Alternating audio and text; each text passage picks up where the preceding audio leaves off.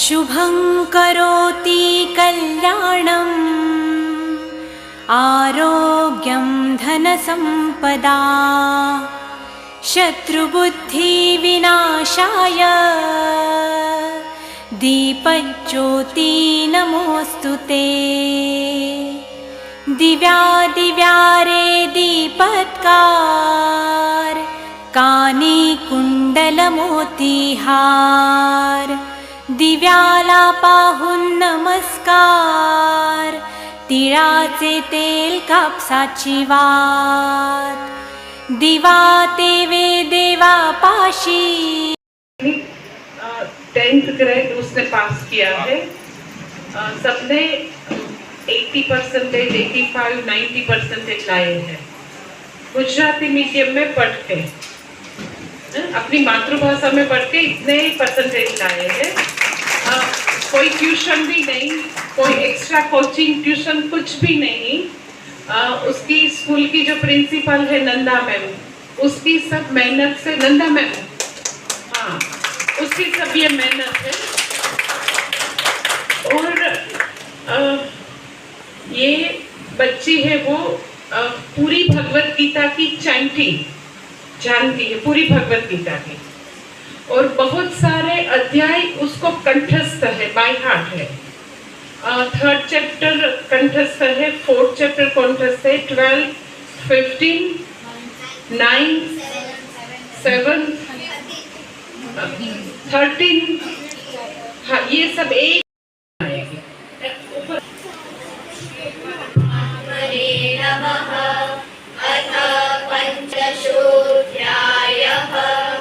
पुरुषोत्तमयोगः। श्रीभगवानुवाच ऊर्ध्वमूलपदः शाखम् अश्वत्थं प्राहुरव्ययम् छन्दांसि यस्य पर्णानि यस्तं वेद स वेदवित्। अधश्चोदं प्रसृतास्तस्य शाखाः गुणप्रवृद्धा विषयप्रवालाः। अधश्च मूलान्यनुसन्ततानि कर्मानुबन्धीनि मनुष्यलोके। न रूपमस्येह तथोपलभ्यते नान्तो न चार्येण च सम्प्रतिष्ठा। अश्वत्थमेनं सुविरूढमूलम् असङ्गशस्त्रेण दृढेन चित्वा ततः फलं तत्परिमार्गितव्यम्। यस्मिन् गता न निवर्तन्ति भूयः तमेव चाद्यं पुरुषं प्रपद्ये। यतः प्रवृत्तिः प्रसृता पुराणी निर्माणमोहाजितसङ्गदोषाः अध्यात्मनित्या विनिवृत्तकामाः द्वन्द्वैर्विमुक्ताः सुखदुःखसंज्ञैः गच्छन्त्यमूढाः पदमव्ययं तत्। न तद्भासयते सूर्यः न शशाङ्को न पावकः यद्गत्वा न करना चाहिए। तो अब हमको प्रश्न होगा कि क्यों गीता ध्यान श्लोक बोलना चाहिए, सीधा हम क्यों श्लोक शुरू नहीं कर सकते हैं। तो कहीं अपने जो डेली प्रेयर है, तो कई लोगों को ये ऐसे डेली प्रेयर में ऐसी नियम है कि हम 15 चैप्टर बोलते हैं, 12 चैप्टर बोलते हैं। तो 1-2 श्लोक को गीता ध्यान क्यों 1-2 श्लोक का चैंटिंग करना चाहिए। तो जो गीता ध्यान श्लोक है उसमें हम वो गीता ध्यान श्लोक में सबसे पहले हम भगवत गीता के जो रचयिता है, भगवत गीता के जो गुरु है, परम गुरु, उसको हम प्रणाम करते हैं। भगवत गीता अभयं सत्व संशुद्धिः ज्ञान योग व्यवस्थितिः दानं दमश्च यज्ञश्च स्वाध्यायस्तप आर्जवम् अहिंसा सत्यमक्रोधः त्यागः शान्तिरपैशुनम् मार्दवं धीरचापलम्।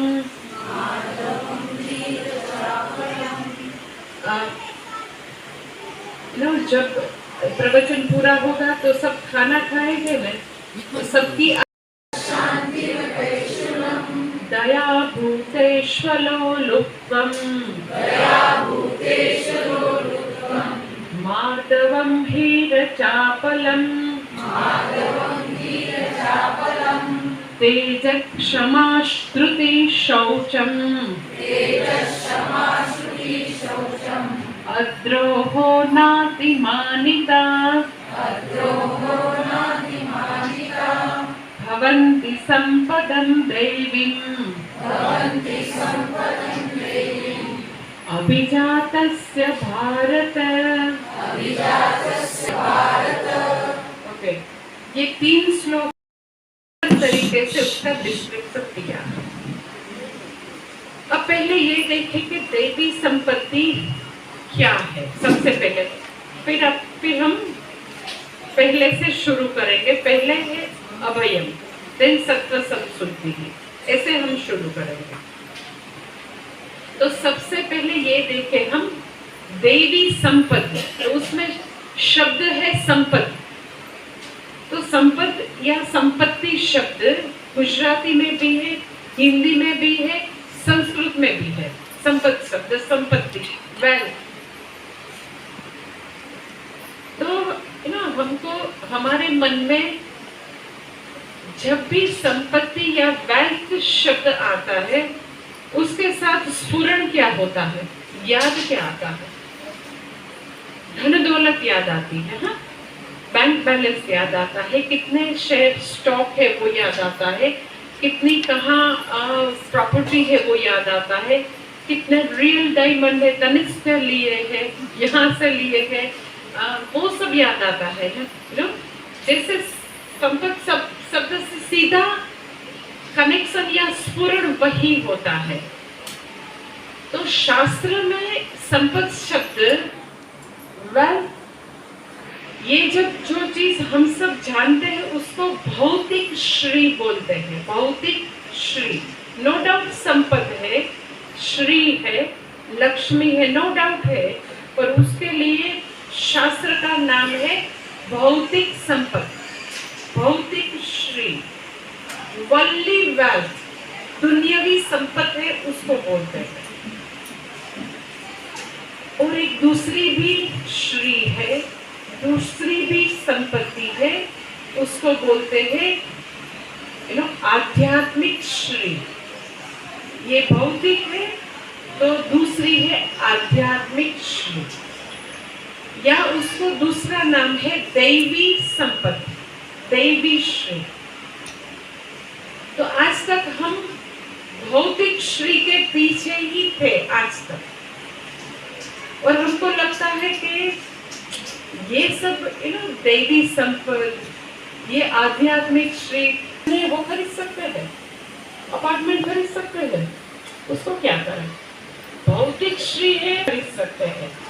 इतनी छोटी सी चीज से लेकर, फिर वहां से लेकर मकान खरीद सकते हैं, सुवर्ण खरीद सकते हैं, अपार्टमेंट खरीद सकते हैं, जमीन खरीद सकते हैं, इलेक्शन आए तो मिनिस्टर भी खरीद सकते हैं, चाहो वो संपत्ति उससे खरीद सकते हैं। उसके लिए तो सब लोग जो भी है वहाँ पॉलिटिक्स में बैठे बैठे हमारी तो अक्ल काम नहीं करती, वो इतने वहाँ जीरो आते हैं, तो इसको कैसे उसका प्रोनाउंसिएशन करे, इतने पैसे 1000 and lakhs and कितने करोड़, ये अंक भी हमको मालूम नहीं होता है। इतने इकट्ठे करते हैं तो हमको लगता है क्यों इतनी संपत्ति इकट्ठी करते हैं, भौतिक संपत्ति को क्या करना है? यस, इलेक्शन आए तो कुछ भी वो खरीद सकते हैं। तो ये संपत्ति है वो बहुत यूजफुल है, उससे कुछ भी खरीदा जाता है और सब लोग खरीदते हैं। दुनिया का सबसे सबसे सबसे महंगा कितना अपार्टमेंट मुकेश भाई बना सकते हैं एंट्रीला, तो कितना यूजफुल है। और आपकी दैवी संपत्ति का क्या करेंगे हम? अभयम सत्व समशुद्धि, हमने कभी ये शब्द भी नहीं सुने थे। आपने ये 16 चैप्टर सुना दिया तो देख लिया, चलो अभयम सत्व समशुद्धि, ज्ञान योग व्यवस्थिति, उसका एक भी रुपीज आता नहीं है। वो गीता प्रेस वाले बेचारे प्रिंट करते रहते हैं। In the process Gita Press को बंद करने की हालत हो गई। थैंक गॉड किसी ने बचा लिया गीता प्रेस को। तो आपको लगता है क्या करें ये आध्यात्मिक, क्या ये श्री को क्या करना है और क्यों पढ़ना है? उसके बिना भी हमारी लाइफ तो चलती ही रहती है भौतिक श्री से। तो भौतिक श्री और आध्यात्मिक श्री के बीच बहुत बहुत अजीब रिलेशनशिप है, बहुत अजीब। कि अगर हमारे पास बहुत बहुत बहुत सारी भौतिक श्री है, बहुत सारे पैसे और जो भी वर्ल्डली अचीवमेंट्स है, सक्सेस है, power and position and money, you name it, सब कुछ है, परंतु हमारे पास ये आध्यात्मिक श्री नहीं होगी, जो भगवान जिसको दैवी संपत्ति बोलते हैं वो नहीं होगी, तो मैं आपको लिख दूं, भगवत गीता पर हाथ रख के मैं आपको बोल दूं कि भौतिक श्री एंजॉय करने का मन हमारे पास नहीं रहेगा। हम कुछ भी दुनिया की एक भी चीज एंजॉय करने के लायक नहीं होंगे। ऐसा लगेगा कि वो मर्सिडीज में वो जा रहा है, वो तो BMW में जा रहा है, उसका अपार्टमेंट तो 7 CR का है, ऐसा हमको लगता है, ये दिखता है, वो रहते भी है। और वो सब एंजॉय करने के लिए शांत स्वस्थ टुगेदर माइंड चाहिए, वो रहता नहीं है।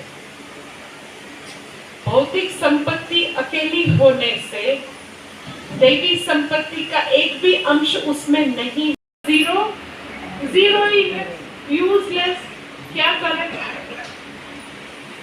तो दैवी संपत्ति और भौतिक श्री के बीच ये ऐसा अजीब सा रिलेशनशिप है कि भगवान बोलेंगे कि हाँ जितनी भी भौतिक संपत्ति है चलो इकट्ठा कर लो, पर विदाउट दैवी संपत्ति आपकी भौतिक श्री का कोई मीनिंग नहीं है, सब शून्य है, 0 0 0 0 0 10 0 है।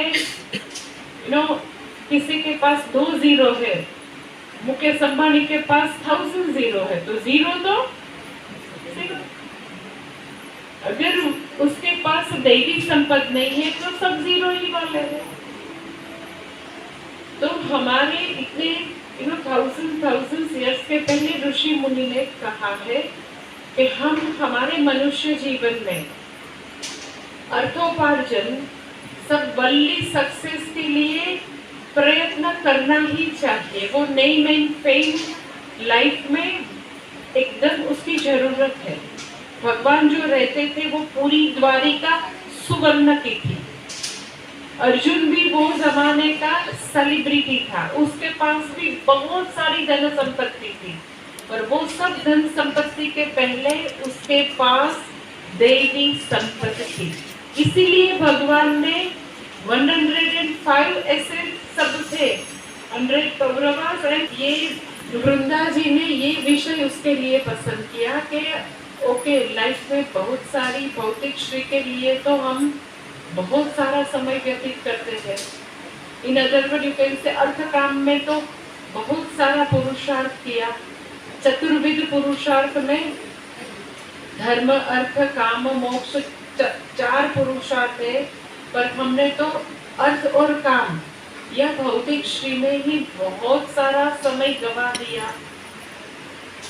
तो अब जाके जो धर्म का पुरुषार्थ है, मोक्ष का पुरुष समय आ गया है। इसीलिए इसने इतना अच्छा सब्जेक्ट वृंदा जी ने चूज किया कि माता जी अब आप देवी संपत्ति के बारे में बात करेंगे तो हमारे यहाँ के साधक धीरे धीरे उस पर मनन करेंगे, उसको इन्वाइट करने सेशन से हमने भगवत गीता का अभ्यास विधिवत शुरू किया। और देखो ये सब जो कन्या है उसने आके इनॉग्रेशन भी कर दिया आपको, उसने चैंटिंग करके भगवत गीता का चैंटिंग दिखा के आपको ये दिखाया कि कितना होमवर्क बाकी है आप सबका। आई एम श्योर किसी को इतना तो कंठस्थ नहीं होगा। ये सब जितने अध्याय बोले कि इतना कंठस्थ है तो नहीं है। और बहुत समय से यहाँ के बहुत सारे स्टूडेंट्स बोल रहे थे कि हमको भगवत गीता का अभ्यास करना है।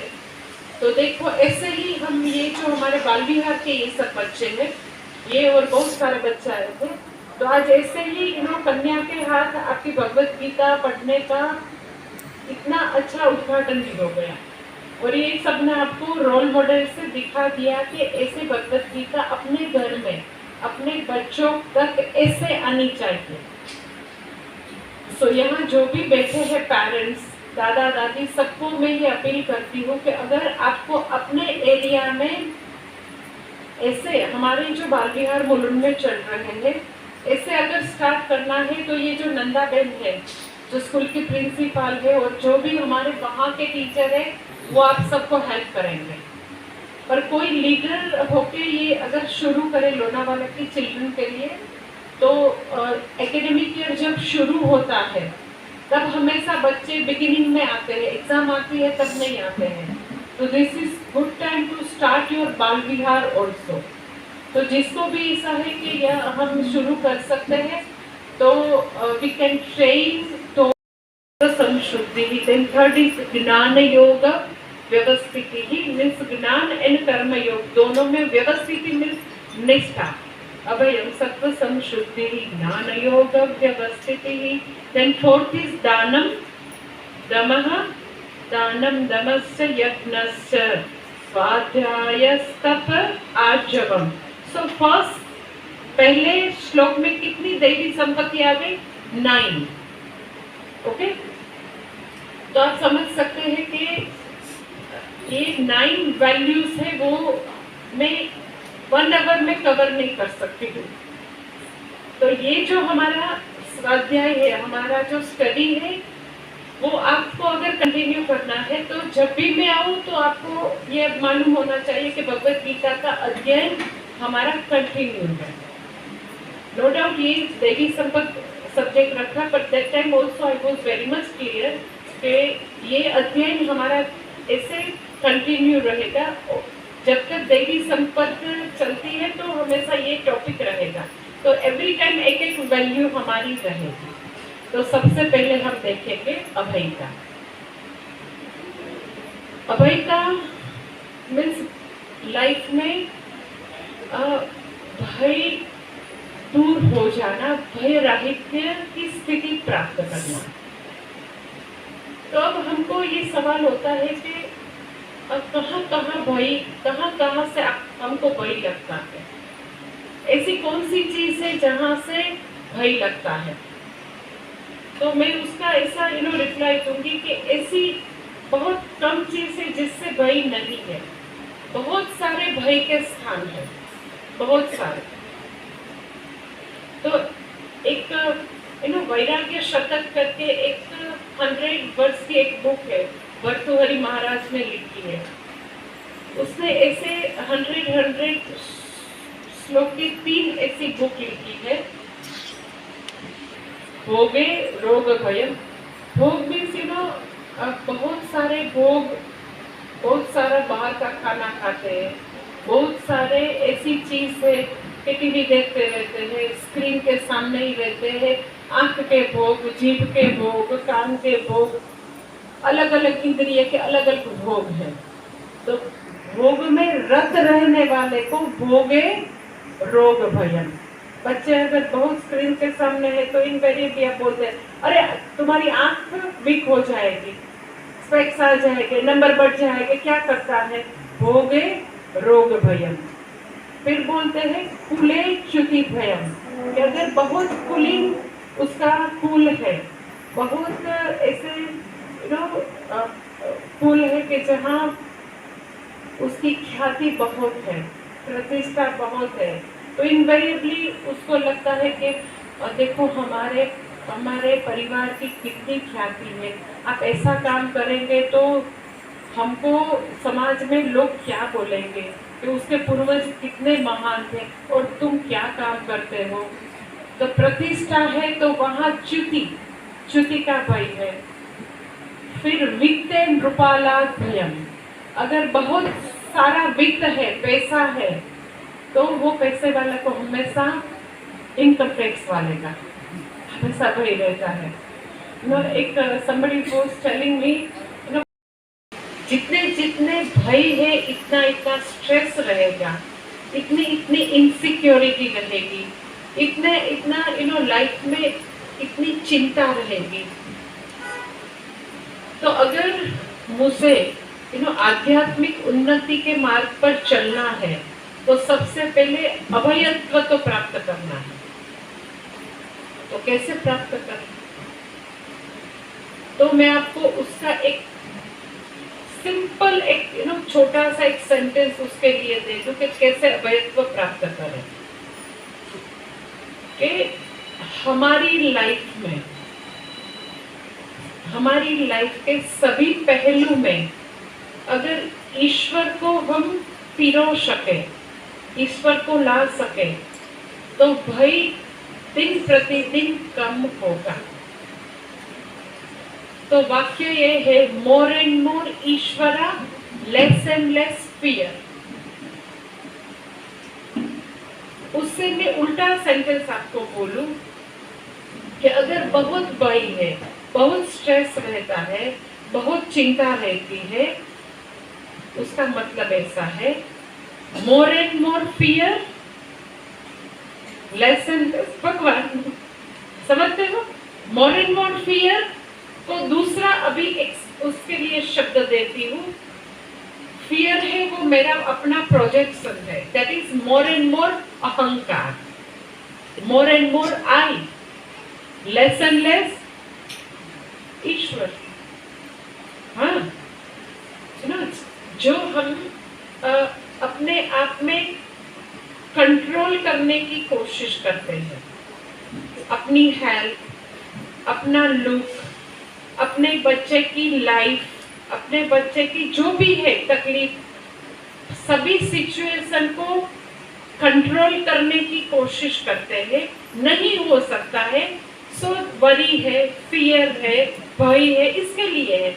So we are trying to control everything. नहीं हो सकता है, नहीं होगा, क्योंकि वो भगवान का क्षेत्र है। तो एक ही सेंटेंस है, उस पर मैं पूरा इलैबोरेट करूंगी। मोर एंड मोर ईश्वरा, less and less I equal to अभयता।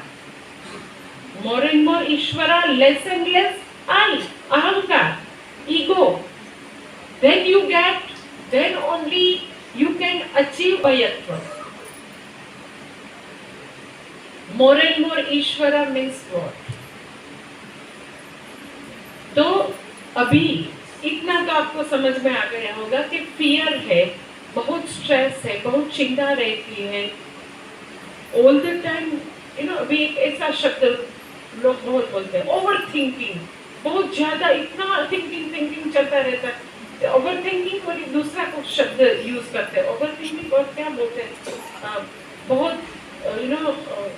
ऐसे विचार आते रहते हैं, सब ओवर थिंकिंग मेरे ख्याल से सब बोलते रहते हैं। सो ये सब अगर है, इस सोच के भगवान नहीं है। कहाँ नहीं है? तो कि अपने जीवन के सभी पहलू में भगवान हम नहीं ला सके हैं।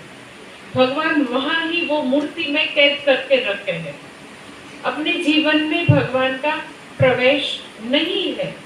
भगवान को लैंप चला दिया, दिया कर लिया वहां, भगवान को भोग लगा दिया, पुष्प चढ़ा दिए, फिर भगवान को गणपति बापा वहां रखो, हम तो हमारा काम करेंगे। वहां से भगवान को हमारे जीवन के एक एक पहलू में उसको लाना है। कैसे ला सकेंगे? कैसे अपने अहंकार का साम्राज्य रिड्यूस कर सकेंगे? अहंकार का साम्राज्य जितना रिड्यूस होगा इतना इतना रिलैक्स हम करेंगे, इतना सुकून मिलेगा, इतनी शांति मिलेगी, इतना भयराहित्य आएगा। कैसे? तो भगवान को अपनी लाइफ में लाना, इन अदर वर्ड, हम भगवान को समझे। भगवान कर्माध्यक्ष है, कर्म फलदाता है, और जो भी हमारी जीवन में सिचुएशन आती है वो भगवान भेजते हैं। हम एज ए ह्यूमन बीइंग हम बहुत अच्छी तरह हमारा कर्म कर सकते हैं, फिर जो भी परिणाम है, जो भी सिचुएशन आती है वो वही भेजता है। उसके मुताबिक जो भी कर्म करते हैं वो शक्ति, वो समझ, वो सब वही हमको प्रदान करते हैं। और वो कर्म करके जो फल आता है, रिजल्ट आता है, वो कर्म फल दाता भी भगवान है। तो हम हमारा जीवन ऐसे जो भी सामने आता है वो ईश्वर भेजते रहते हैं। वो प्रसाद के रूप में अगर हम ग्रहण करें तो मानो कि हम सब सिचुएशन में भगवान को देख सकते हैं, उसका प्रसाद मिल रहा है। और जब उसको हम प्रसाद के रूप में ग्रहण करेंगे तो उसमें कोई कंप्लेन नहीं है, फरियाद नहीं है, भय नहीं है। उसके लिए गुरु जी है हमारे स्वामी जी, वो बहुत अच्छा एक एग्जाम्पल देते हैं उसके बारे में हमेशा, कि लाइफ है उसको कैसे भगवान हमारी लाइफ में हमेशा है, वो समझ के लाइफ कैसे जी सकते हैं। उसके लिए वो एग्जाम्पल देते हैं कि मान लो कि आपको मैं वहाँ राजकोट में रहती हूँ, तो मान लो मुझे राजकोट से बड़ौदा जाना है, ओके, और ऐसा कोई इमरजेंसी आ गई कि मुझे सडनली इवनिंग को स्टार्ट करने की जरूरत पड़ी। तो रात हो गई, रात के 8-9 बजे मैं कार स्टार्ट करती हूँ, मेरा ड्राइवर। तो अगर मैं ऐसा सोचूं वहां बैठे बैठे राजकोट कि अरे रे बड़ौदा तो 300 किलोमीटर दूर है और पूरा